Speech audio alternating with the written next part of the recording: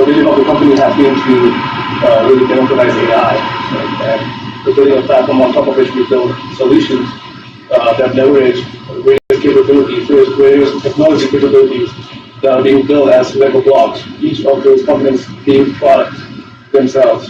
And to kind of prove the point, where our cybersecurity solution, our insurance solution, our finance solution. But the point is, you can build applications on a platform without having to worry about all the complexity that goes on in terms of setting up the infrastructure and the orchestration that goes on. So I'm happy to speak more, but without wasting anybody's time, since this is the Scala Patterns and Trends topic, we'll get to it right away. I know the Bhashit.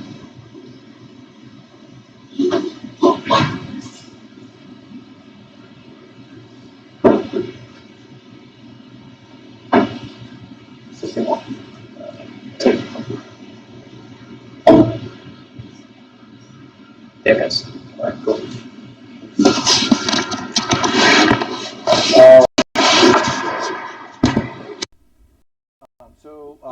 To start off, I would like to say that the topic was something else for this particular meetup, but then we had to change it like in the middle because situation came up.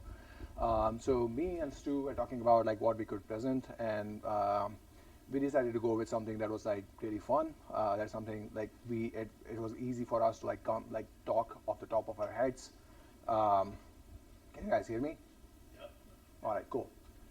Yeah, so we decided to go with a topic that's like really fun, and it's not exactly Scala, but it's related to functional programming, and there are some like Scala references. I hope you guys enjoyed as much as we enjoyed preparing it. I'll hand it off to Stu to begin. Stu, you're on. Cool. And you see my slides and stuff? Yeah? Yep. So this diagram now, it's got in the title, is the title Scala-Adjacent, which it's just as Bhashit said, we're talking about things that are, we're a Scala dev shop, and I've been doing Scala for about 10 years, and I'm quite fond of it, and I think one quick way to think about what Scala-Adjacent could mean is three things we know about Scala real quick are that it's a functional programming language. It's a hybrid, but it does have the functional characteristics. It's a strong type environment that and it runs on the JV now. And so in this diagram, where it says Scala adjacent, you can kind of imagine that Scala universe I just talked about, the Scala ecosystem of the functional programming, strong types, and running on the JVM. Now, of course, we know that Scala might run on the LLVM and others in the future. It says LLVM twice at the bottom. I don't remember exactly. I think it was supposed to say JVM in one of those, the four boxes at the bottom. So those are just, the bottom just shows some examples of runtimes that we can call to from different languages. And so the bottom of this diagram is the idea of stateful execution, and at the top is the idea of axiomatic definition. So it's like declaration of what's to be done versus the how to execute, which by the time you get down to the bottom of the diagram, we're talking about an actual virtual machine. Then the next stage down from that would be the assembly language and machine language of the CPU, and on down from there you can imagine the clouds of electron probabilities and so forth.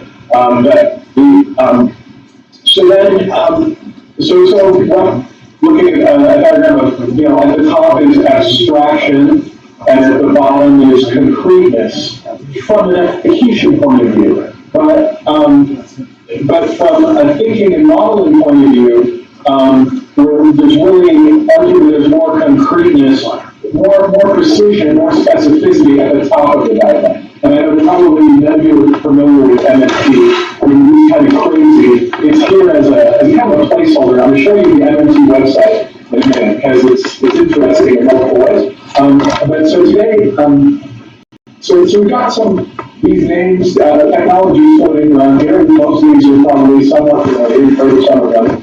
I guess I'm not some of the others. Now, maybe we'll come back. I don't want to just spend too much time looking at this one, and we're not going to get into all of these concepts in too much detail. But you can see there's an investigator on the right side, and so that's a person who's interested in using something like doing some analysis in some domain, and they're using some of these tools. And just quickly, notice the line of NetLogo, SymPy, and Julia. So those are all data analysis languages and environments. And by SymPy, I meant to refer to NumPy and Jupyter and that whole approach to doing interactive analysis that I'm sure everyone's been exposed to a little bit at this point. And so Julia is a newer language in that space for finance. NetLogo is an agent-based language that we'll look at some demos in a little while. NetLogo runs on Scala.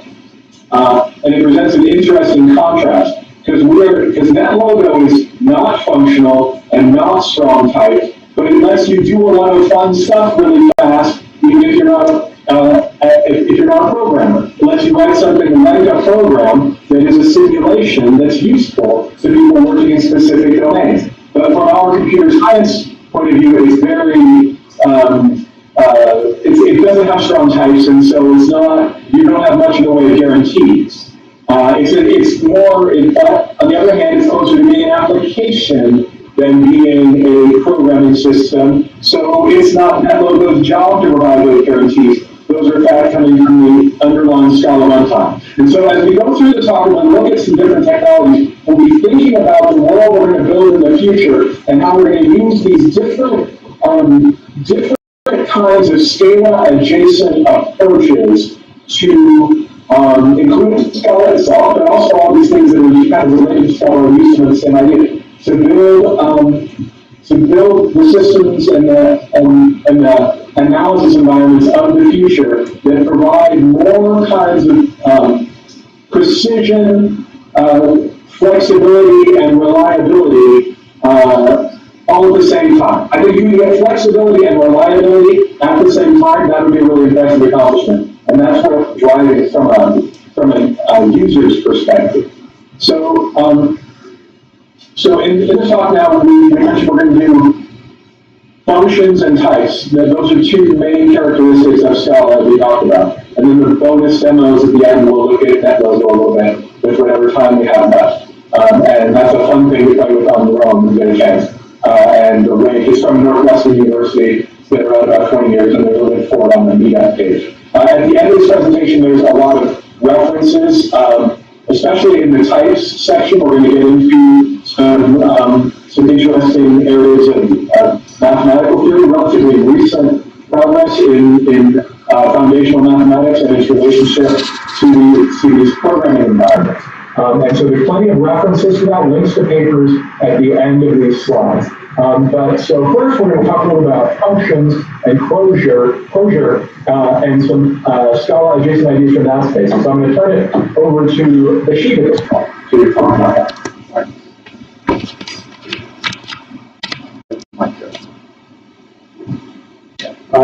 So one of the reasons I picked actually Clojure for this is because Lisp have a very long history of doing function. They are basically the original functional programming languages. They've been around for more than 60, 70 years now. And I actually, if I had to pick one language to, on an island, somebody could have gone to my head or something, I'll pick fucking Clojure. That's one of the greatest languages ever created. So yeah, he's laughing because I said the F word, and it's it's just starting.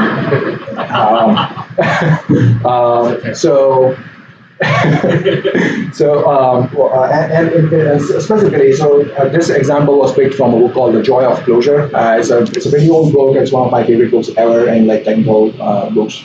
A lot of people here are probably familiar with a tale called optimizations in Scala in some ways. And most of the people that I've encountered so far, unless you are an enthusiast who have worked with real TCO languages, most people just assume that TCO is just about recursive calls, and that's not all it is. So TCO, and I'll start from the beginning, and this is a very interesting history. It's like really good anecdotes around this. It's like they make the nerd inside me so happy that I just like really enjoy just talking about this stuff.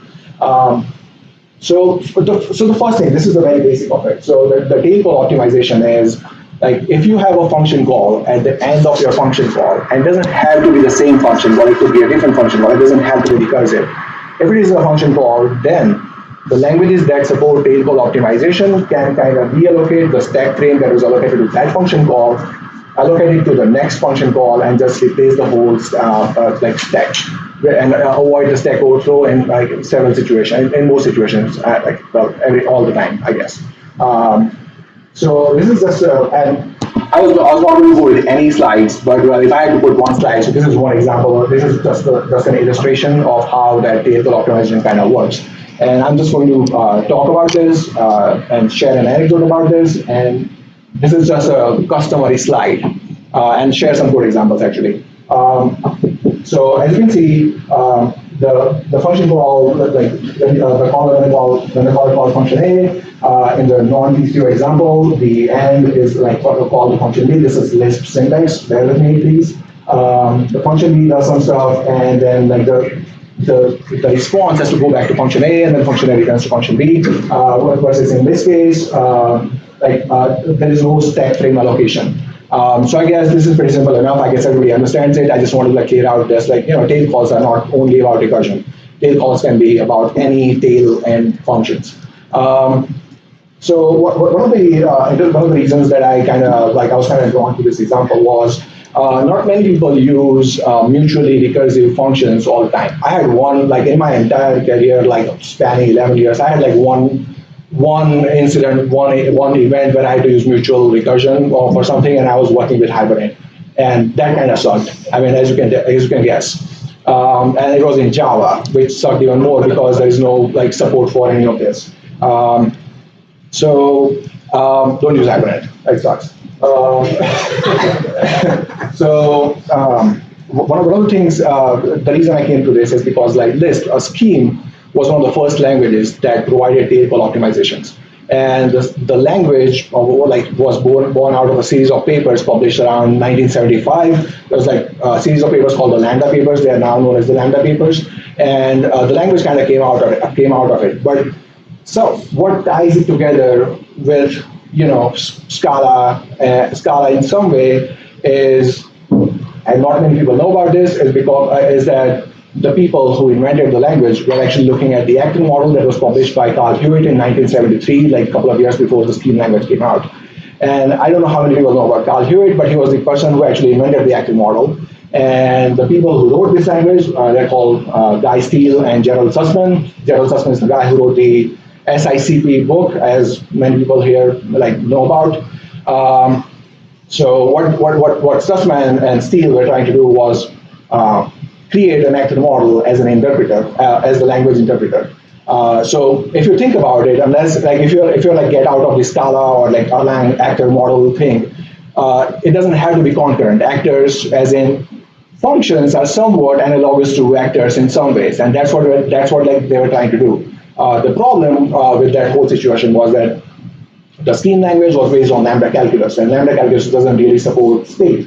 And how do you handle state in actors if it is just going to be a set of functions? And they couldn't figure it out, and but they had a different epiphany out of it, and they decided that we could do tail call optimizations here, because like when they looked at the whole like call stack, it turned out that it was always something like it was always a function call in the tail position.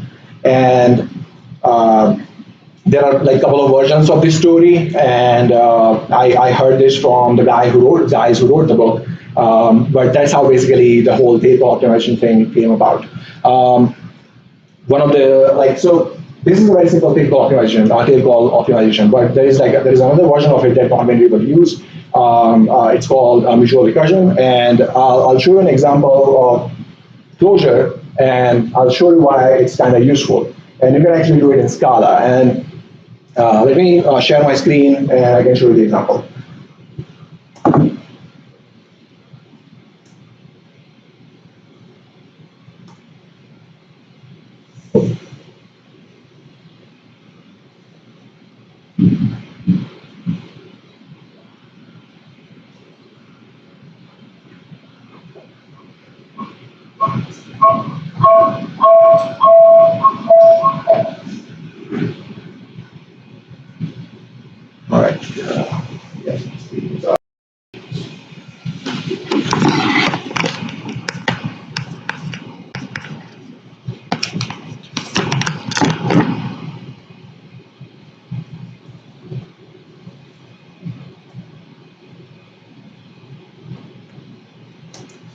Something's wrong with my shortcuts. Anyway, is this visible at all?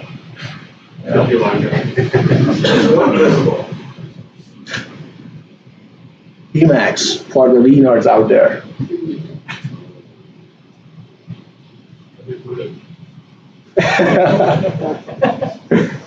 Oh shit. For some reason I'm unable to kind of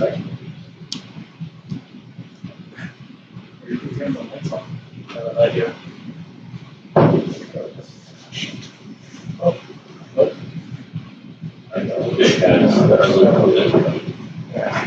Oh shit. Just give me 1 second.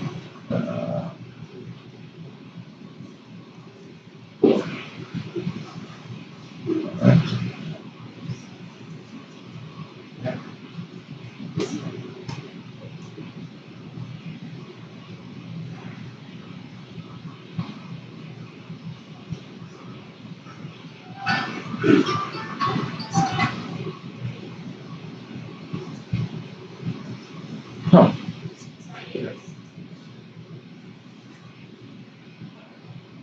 That's fine.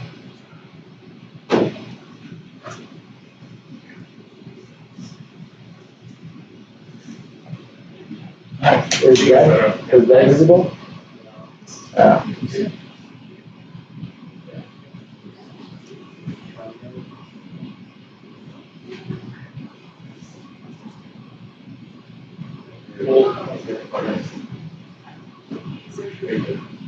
All right.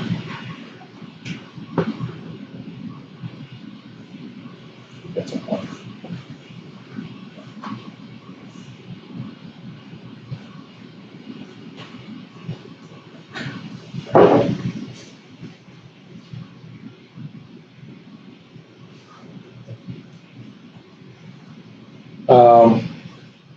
So one of the state function, so the mutually one of the use cases of mutually recursive function calls would be actually modeling state machines, and this is also where the actual actors kind of tie into this. It's not direct connection, but how actors are also used for like state machines. So again, those connections make me feel happy, so I'm going to mention them. So let's take an example of the example here is very simple. We have 2 floors in a building, and there's an elevator that can only go it can only open, it can only close. If it is on the first floor, it can go on the second floor. If it is on the second floor, it can go to the first floor. If it is open, you can send it up. If it is closed, you can only open it, and you can send it up or down, depending on where it is. So there are like 4 different states. First floor open, first floor closed, second floor open, second floor closed, and there's like various states that can transition into. So if you had to do that kind of state transition using mutually recursive function calls, where you're checking multiple states using functions, that's quickly going to kind of run out of stack space and kind of cause a stack overflow. So so I'll explain the syntax a little bit here. I don't know if people are interested in that, but I'm declaring some internal local functions inside my main function called elevator. There's first floor open, first floor close, and I explained those 2 examples. It looks at the commands that were passed in, and it says it's just a pattern match. It says if it is closed, then if the command is closed, and right now I'm in the first floor open state, transition to first floor closed state, and then if the command is done, then just return true, and all operations have been completed. Anything else, just return false. That's the last line here. So similarly, first floor closed, it looks at the command. If it is the open command, then yes, transition to the open state. If it is the up command, go to second floor, it's still in the closed state. And everything else returns false. It's similar state transitions, kind of modeled as function calls, basically.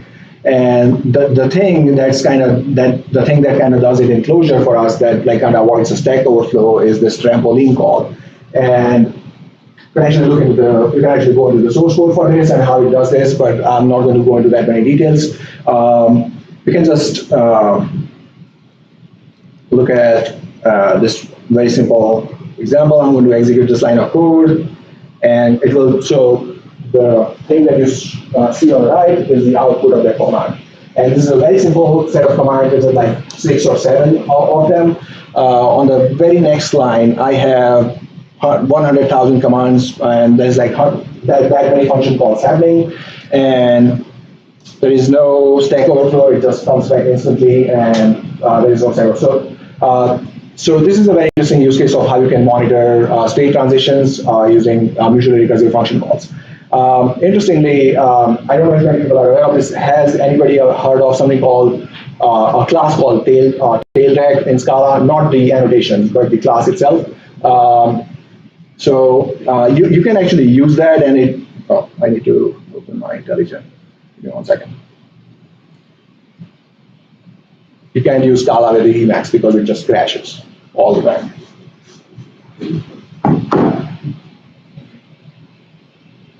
And you can use it for like 100 lines of code, but not for 10,000 lines. So that's the internal function call.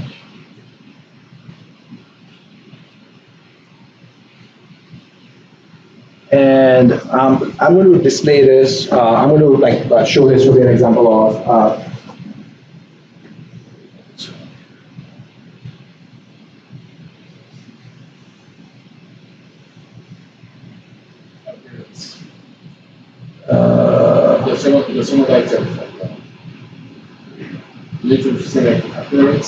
Oh, right, second item, yeah. Right. Did I see this? Okay. All right. So I guess everybody has seen this example in one form or the other at some point, right? The even and odd call. So if I'm trying to find out if the number, let's say 10,000, is even, and I just do this mutually recursive function calls, and this will, as you can expect, immediately cause a Stack Overflow.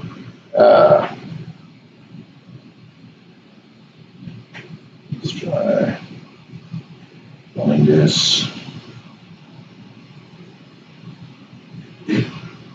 As you can see, it just immediately causes Stack Overflow. On the other hand, this particular example, comment this one out. This particular example, this function call implementation uses a class call. So instead of, since the JVM does not have support for TCO and the tailreg can only work with like recursive function calls, this kind of gives you the control directly in your hand to do do more complex tail recursive calls that are not bounded by what's the end of your tail call, what's the end of your function. So when you're done, and I think this is pretty self-explanatory, but if you're looking at, let's just look at the is-even function, and so the idea is that if you're done at the end of your recursive chain, just return done true, and it understands that this is supposed to return results. And otherwise, if you are still going to process, you just say explicitly tell the runtime that this is a tail call, optimize this. This was based on a paper that was published in like 2016 by Baurmann. He's the guy who wrote the FP in Scala book, and they actually link to it in the documentation as well. So if you open up the tail call function call, it will actually show you the whole thing, how it is done. It's basically a chain of flag maps. It is extremely slow. It is extremely slow in some cases, not in this particular case, and I haven't actually figured out why that is the case. But in this case, it just immediately turns the results. Let me find the other example. But for example, in this guy, so this is a slightly more, again, like Fibonacci, everybody has seen the sequence, but this is like simple enough that it can be easily explained. Again, like if you're doing a Fibonacci function with a tail recursive call, usually you cannot do the yield x plus y in the end position if you're doing a tail recursive call, because that's an additional operation, and like it's not a function call, it's not a recursive function call at the end, so this is not supported by the tail recursive annotation. It's not a tail recursive call. So if you want to do something like this, and this is you don't have to do it here, but if you want to do something like this in other areas where you are trying to do trying to write more generic, more simple code without having to use an accumulator, or for example, you can do you can just merge and those are like monadic in nature. The default interface is monadic in nature, so you can just do like a code comprehension on it and combine the results, and it works for you. This is, for some reason, excruciatingly slow. This is the first time I ran the example like yesterday, so I haven't figured out why that is the case. But it is really slow. I'll figure that out at some point. So with that, I think that's the end of my part of the presentation. Stu, I'm going to stop sharing my screen and you can record from here. Okay. Great, thanks. Okay, so I'm sharing again now. I know we're not going to be able to get to all the content that we'd like to today. And so I'm going to go kind of fast, and I'm going to cover. I'm going to try to make sure we get at least a little taste of all the ideas I wanted to share. So this is that logo. I'm running a simulation in this JVM program that is the underlying toolkit is written in Scala, and we see that there's a GUI here. In fact, it's an editable GUI. If I click the right way, I can actually move these things around on the screen. I could add another button. Click add, and now there's another button, and I can type some commands. So this is a live editing of the code and model kind of environment. I click over here, here's my code, and you can see there's not a lot of typing information, it's just kind of some imperative code. There's a set of global variables at the top. It's very from an engineer. It's not an engineering environment. It's not a code engineering environment. It's a simulation creation environment that's meant to be approachable and has turned out empirically to be approachable for a lot of domain researchers. And academic papers on particular topics. Here's one simulating the fractional reserve banking using agent-based modeling with NetLogo. These guys are econometrics researchers, and they were able to draw up a state model of some agents, some cooperating or competing agents, and put them in an environment and generate results and get plots and write their paper, and publish their paper. So it's useful to these guys. They're able to make it go and make it do something useful. And there's a wealth of models available from the NetLogo environment. There's a 3D execution environment, and I like this example because the code is so short. This code, this is it. This is all of it right here. There's two functions. One is the initialization of the model, which this is a turtles model. Like if you're familiar with any other form of logo, this uses the idea of a turtle as an agent that has state and that is also displayed. And so I can say, let's run this 3D model. We see these turtles, move it around. I can turn on, I can make it draw a trace for each one, and we'll see them continuing to move. Each one of those colored arrows that's not leaving a trace is a turtle, and the state update is described here. FD means go forward, left means turn left, tilt up means to change your orientation a little bit, and this is what happens on each cycle through the loop where it updates. So that's a quick picture of what NetLogo is. It's just a very immediate way to make simulation models, but it's certainly not a strongly typed software engineering environment. And yet it's running inside of Scala, as I mentioned, so there could be interesting opportunities there. So I want to make sure I got to show that for at least for a second. Now let's put NetLogo aside again, but keep in mind as a thing that's on the bottom of our adjacent to Scala map here. So we have NetLogo and SlickPy and these kind of imperative, weakly typed or dynamically typed environments. And then we have a spectrum of things that are more and more strongly typed and have more and more safety guarantees, or organized towards a precise description up to the point of being an axiomatic definition in the true sense of an axiomatic mathematical model. So as I mentioned, so I put a couple of dates on here because I feel like dates help to expose these ideas a little bit. So some of you have probably heard of the Curry-Howard correspondence. Maybe some of you have heard, I'm not even sure how to pronounce Mr. Loaf's. Maybe it's Loaf. I don't know if anyone out there knows how to say L-O-umlaut-F, but Herr Martin Loaf is the inventor of I like to call it constructive type theory. I find intuitionistic to be a hard word to say. Anyway, he released the first versions of that in 1972. And it's a very interesting theory, and a lot has been built on top of it. And arguably, the most acceptance happening, from my point of view, the most exciting things to me happening in computer science are based on outgrowths of this work in type theory by Martin Loaf, and which built on this earlier work by Curry and Howard going back through to the 30s, when I won't try to summarize what these advances were. And then that work goes back and builds on Russell's paradox and questions about the foundations of mathematics as being in sets, which was found to be insufficient in the early part of the century. And that goes to some of Hilbert's problems and lots of interesting discussion about the function of math, and what, the classic, the Russell's paradox being,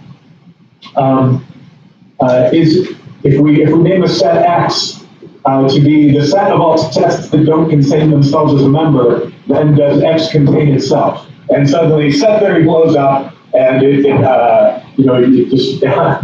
computer overheats, and you can't answer that question in set theory. It's a contradiction in the foundation of the model, and so we need better models. And so then the idea of type theory was advanced as a better model for the foundation of mathematics. And the main idea of proof in this approach, the approach of type theory is called constructive proof.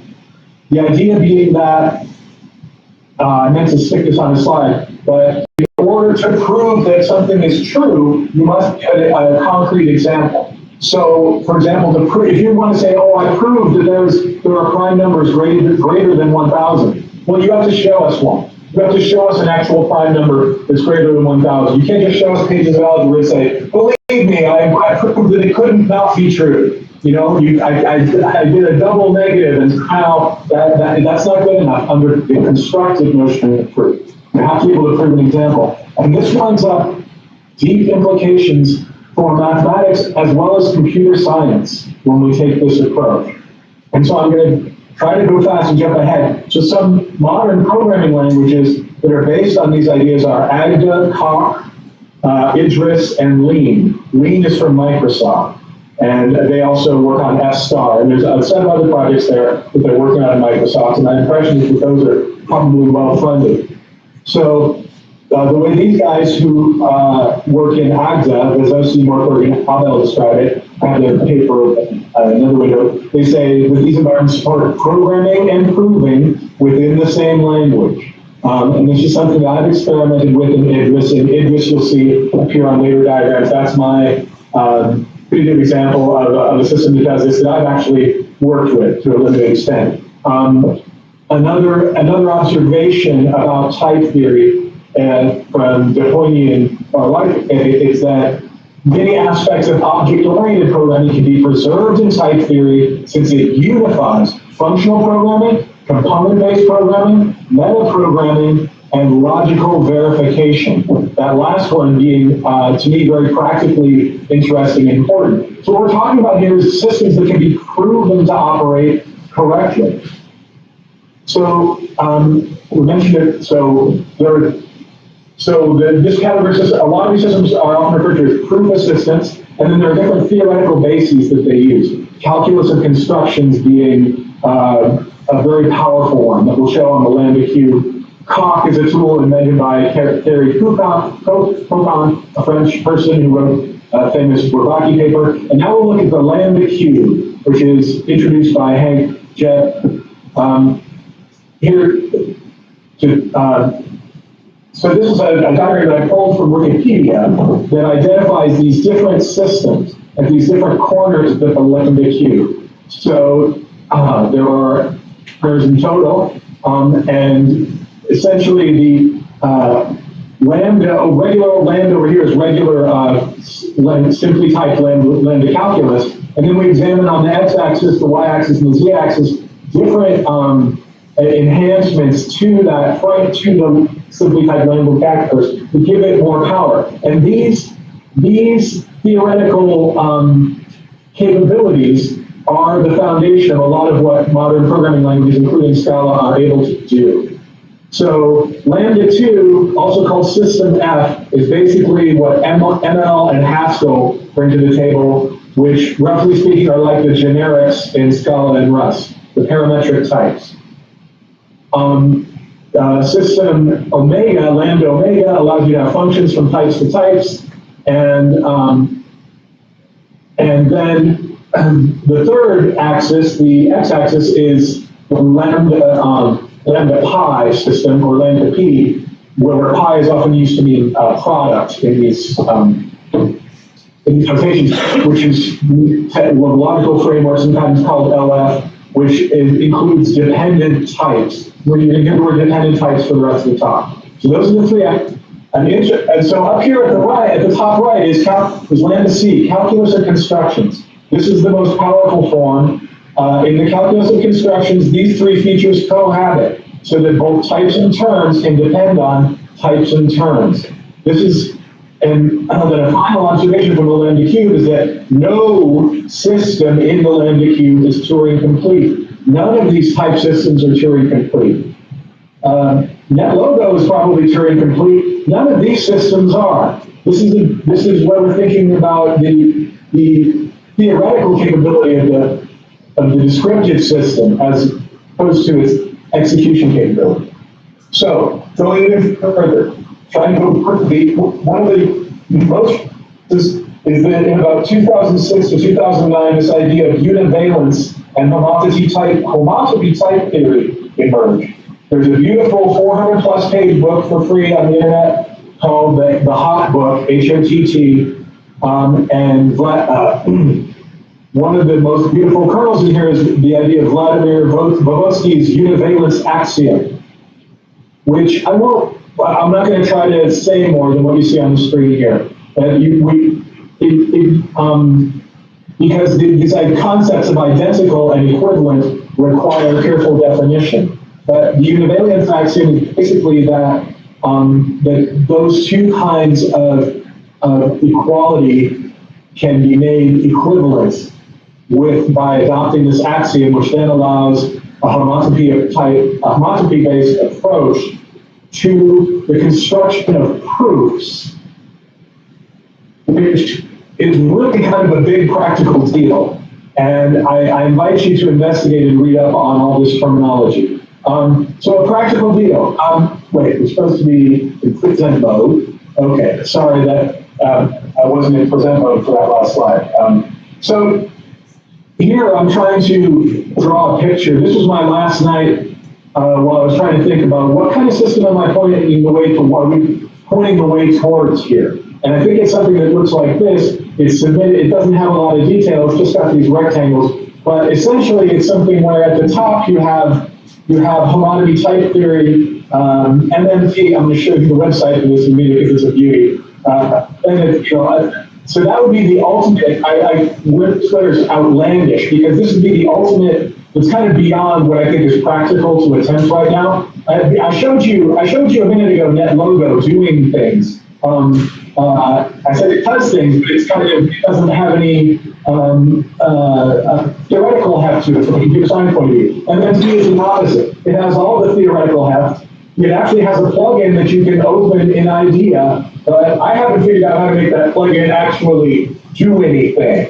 So I'm sure it does, but it's up here in the outlandish, this is crazy, just hyper-theoretical layer of this diagram. But a layer below that, we're talking about Lambda cube, things that you can do in Haskell and Scala, and then a more formal approach to combining proofs and programs using things like Idris and Lean.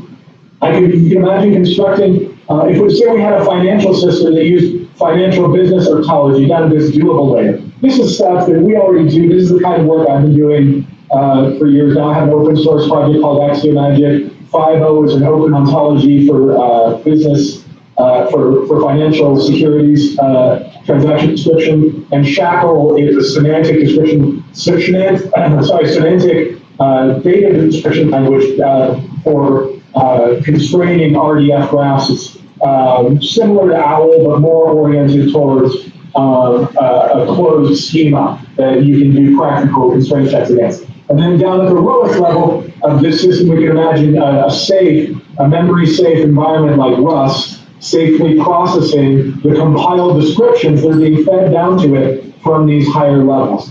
So this is how I would imagine building something safe and strong that then we would have similar interactive capabilities to what NetLogo does. So that's kind of my a little picture of what the future could be, I think, in terms of systems that we're building then. And then just to come back to this box here, the idea is that, well, we've got a financial application, and here we write a validation for that system, write a formal, provable validation of the correctness of our models for our financial system and our transactional system. And then Idris is able to turn those provably correct models into executable mappings for Axiomagic, which would run in Scala to then produce the final runtime optimized yet safely executable descriptions for Rust. So there's a little picture, a little picture of the future, and then I should say that I'm not necessarily, I'm not speaking on behalf of QOMPLX necessarily. I'm not saying that we are or aren't doing things like this at the current time. Oh, wait a minute, I'm getting a hot message from the super satellite. I'm going to pretend that didn't happen. Let me see. Please forget you saw that. Okay, so we talked about how we're going to build these things. We looked at NetLogo for a minute. We're going to wrap up here. I think I mentioned what all these terms are. These are some of the tools that are in play right now. KDT. So I mentioned KDTT because, so do I have 5 more minutes, or should we just call this done? I got to show you this. I got to show you the MMT. MMT, I mentioned this. Let's let them explain it themselves. The MMT stands for meta-meta theory, establishing uniform representation of knowledge. This is led by Florian Rabe, who's part of the Open Math and Quark group in somewhere in France, Belgium, around in there. And there's one of the European consortiums that does a lot of foundational theoretical work in the future of computing. They contribute a lot of these standards that allow Jupyter and those kinds of tools to interoperate. So this is I think it's kind of the most advanced theoretical effort is MMT,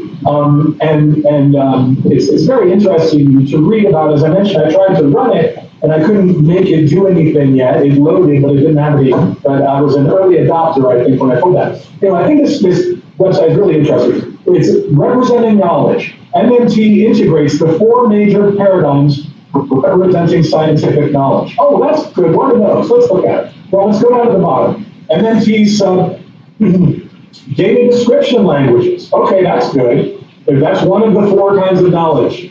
Data description languages. Computation. MMT subsumes programming languages. That's 2. Okay, good. So we got data description and programming. That's good. 2 things. 3. MMT subsumes the languages. Well, that sounds useful. And then 4. MMT subsumes natural languages. MMT represents all knowledge in one simple framework. There you go. All done. All knowledge in one simple framework. I hope everyone can see that. So it's nice. It's nice to know that that's the solution that's on the horizon. All knowledge in one simple framework. MMT. Get some. So I find it kind of inspiring and nice. So you can, and yet comical at the same time. So this KDT is something I mentioned, a little more approachable, because it attempts to apply some of the same kinds of theoretical ideas into kind of an expansion on the idea of ontology that we could use in applications in the shorter term. And so that's why I put it here on this diagram, KDT, next to this idea of this validation that we could construct. So this is kind of a schematic, high-low map of things that you could run if you wanted to try to apply these kinds of type descriptions as I mentioned, Idris is something I've had good personal experience with. Here's a bunch of references to papers and books that you can use to learn more about this stuff. Wikipedia is a great source for this. I highly recommend this paper here, Vodovodsky's Univit. It's a 4-pager that you can look up, and it gives, I'll show you, some of this that I've been saying probably sounds a bit dense and intimidating, but this paper right here, just these 4 pages, gives you a starting point with these topics I was just talking about. Martin-Loeb type theory, homology theory, the Univit axiom. I think that's a good place to start learning if you find this stuff interesting. And so I think with that, I'll turn it back to Bhashit to wrap things up. And I thank everybody for attending. Would you make this slide available? Yeah. So I guess for that's the end of it. If anybody has any questions, I'd be happy to answer them. Yeah, I have this question. I can just post the slide on the meetup comment. Yeah. I think like we can use the read the slide. And there's a lot of good references here. Yep. Awesome. All right. Well, I guess that's the wrap up. Anybody any questions? Yeah.